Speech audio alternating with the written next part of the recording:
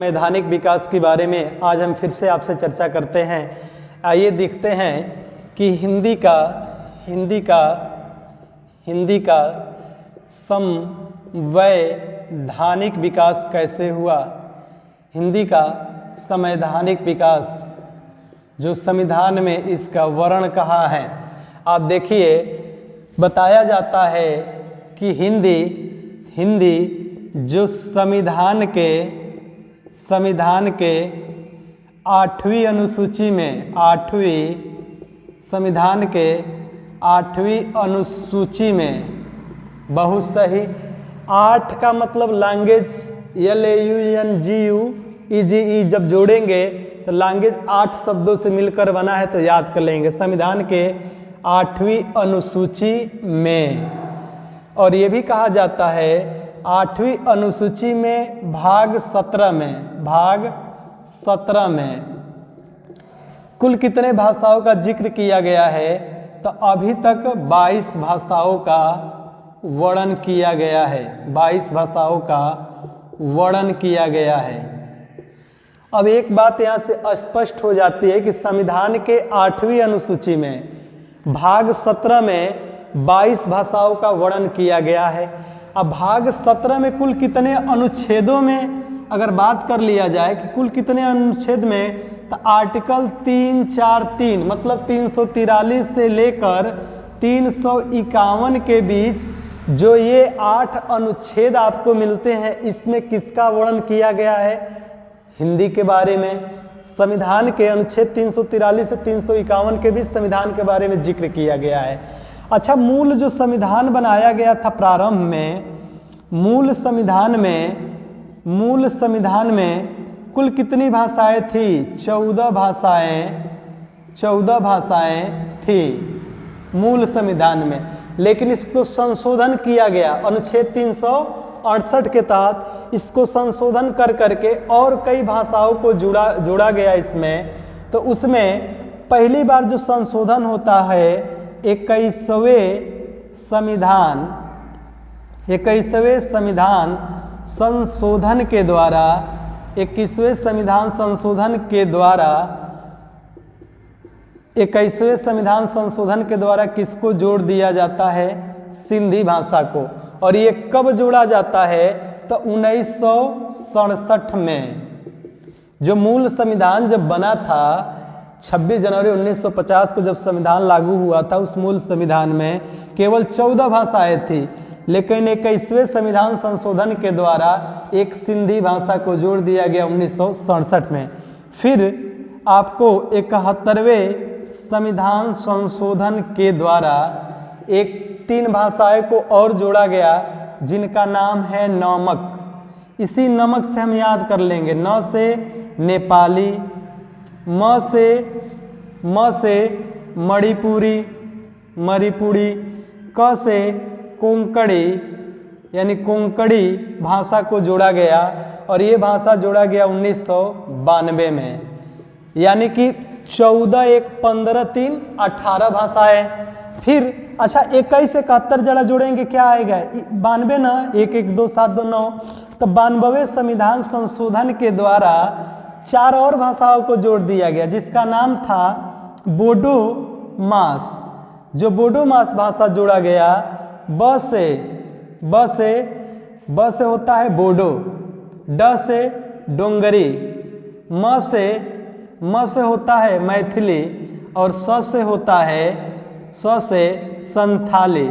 यानी कि ये 4 भाषाएं और 14, 1, 15, 3, 18, 18, 4, इस तरह कुल कितनी भाषाएं होती है? 22 भाषाएं हुए संविधान में। और फिर हम चर्चा करेंगे ये जो 22 भाषाएं हैं, तो भाषा के आधार पर गठित होने वाला पहला राज्य अनुच्छेद 343 क्या कहता है? तो आइए देखते हैं। इसके बाद आगे का जो बात है उसको देखते हैं। उसमें आर्टिकल 343 अनुच्छेद 343 ये कहता है कि संघ की एक राजभाषा के रूप में किसको स्वीकार किया जाएगा?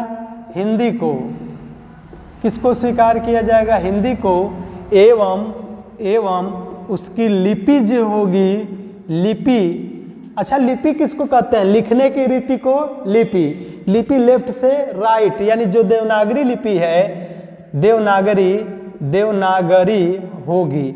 ये कहाँ कहा गया है? संविधान के अनुच्छेद 343 में संघ की एक राजभाषा के रूप में हिंदी को स्वीकार किया गया और इसकी जो लिपि होगी वह क्या होगी? देवनागरी। देवनागरी लिपि कहने का मतलब जो भाषाएं लेफ्ट से राइट लिखी पढ़ी जाती है उसको क्या कहते हैं? देवनागरी भाषा। ठीक, फिर बात आता है यही भाषा आयोग का गठन बनाया दिया गया था 1955 में एक राजभाषा आयोग का गठन किया जाता है। राजभाषा आयोग का गठन किया गया और उस राजभाषा जो आयोग का गठन किया गया, इसके अध्यक्ष के रूप में किसको नियुक्त किया गया? बीजी खेर को, बाल गंगाधर खेर को इसके अध्यक्ष के रूप में नियुक्त किया जाता है, बीजी खेर को। और ये राजभाषा आयोग का गठन करते हैं। यहीं पे एक मांग आ जाती है कि भाषा के आधार पर गठित होने वाला पहला राज्य, भाषा के आधार पर गठित होने वाला पहला राज्य कौन सा है बाबू? पहला राज्य, उसका नाम क्या है? आंध्र प्रदेश।